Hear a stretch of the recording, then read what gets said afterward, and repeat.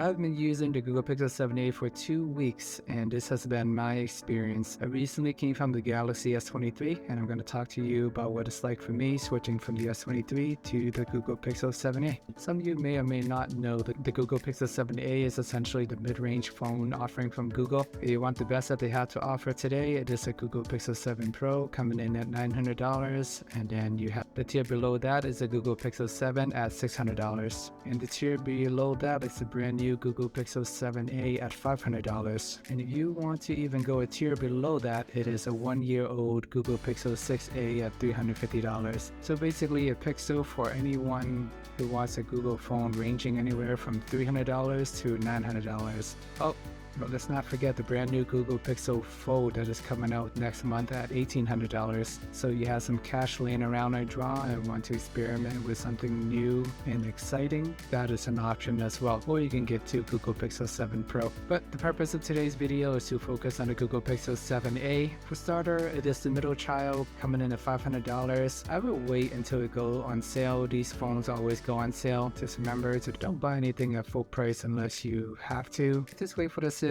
I can easily see it going for $450 or even $400 or below depending on when you order the phone. I actually pre-ordered my Google Pixel 7a and Google gave me the free Google Pixel Buds A series. That is $100 value. So basically got my Pixel 7a for $400 depending on how you think about it. Or I guess I paid $500 for the Google Pixel 7a and got the Buds for $0. But regardless, there's always deals out there, just gotta look for them.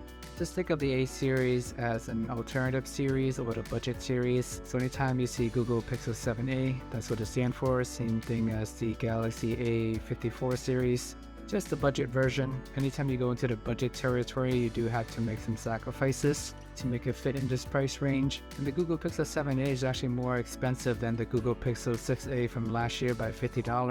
Pixel 6a was released at $450. But with a higher price tag this year, Google Pixel 7a currently have wireless charging, which it did not have last year. It also have 90 Hz refresh rate compared to 60 Hz. And in addition to that, it has face unlock, which for whatever reason the Google Pix series did not originally have. Overall, the Google Pixel 7a have great sound, really good software as well, have plenty of features such as the Google Recording app that you can use to take notes, transcribe, and search your notes. Has music detection whenever you're walking around the stores. If there's something playing in the background, it's able to pick up the song without you having to search for it. Super easy and convenient, and it is just a budget phone done correctly. You're getting the Google Tensor G2 chip, which is the same chip as the Google Pixel 7 Pro, and this is a much better approach than what Samsung is doing with the A series, because they use the Snapdragon 8 Gen 2 on their premium S phones, but on their A phones they use their own Exynos chip, which is much slower and not as powerful. Google Pixel 7a have a pretty decent camera. You can take far away photos or videos, everything looks great. Close-up photos, I would recommend staying away from that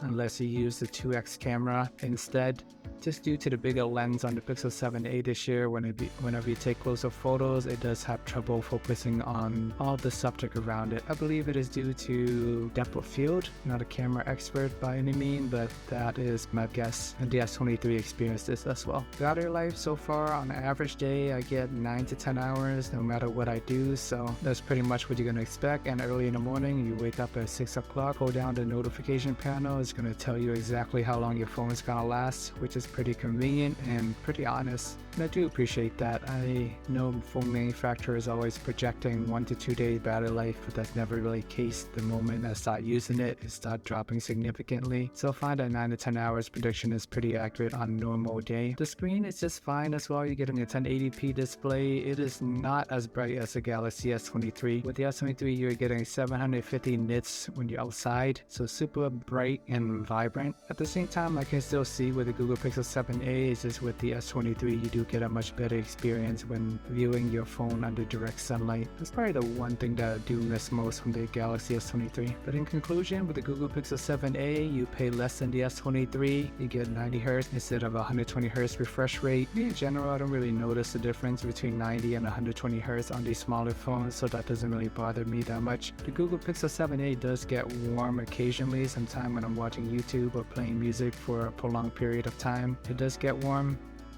S23, I think it does a much better job at that. But the battery life in general lasts 2 to 3 hours less than the S23. But at the same time, on a day-to-day basis, doesn't really make that much of a difference for me. I work from home, so I have my wireless charger at my desk. If I'm traveling around, I can just bring a charger with me. I have a charger in the car. Basically have a charger everywhere I go. So but if needed, I can just plug in quickly for half an hour and that should last me the rest of the day.